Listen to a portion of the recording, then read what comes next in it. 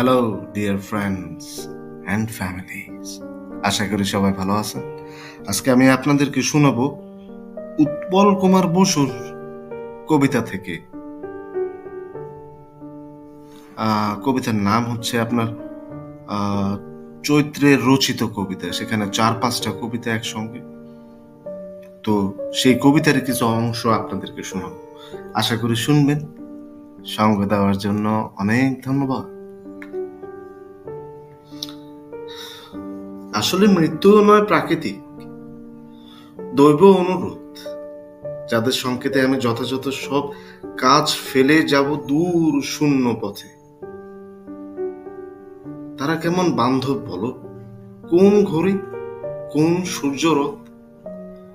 হয়তো প্রকৃত ওই নগ্ন জলধারা, যখন দুপুর কাঁপে গ্রীষ্মের নতুন সাবানে। ওদের দেবতা বলে আমি মানি, ওদের ঘড়ির সমস্ত খঞ্জন পাখা লক্ষ বার শোনায় অস্পষ্টে। আমার বন্ধু কি তুমি, আমি কি তোমা? কেন যে এখনো নয় প্রাকৃতিক দুঃখ জটাজাল?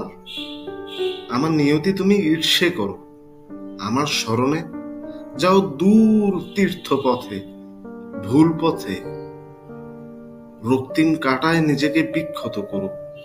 রোমিও, রোমিও, কেন শূন্যে মেঘলীন কম্পিত চাদর উড়ে গেলে? অনির্বাণ স্থির নাটকের যারা ছিল চারিত্রিক নেপথ্যে কুশল, প্রেম চেয়েছিল দুঃখ,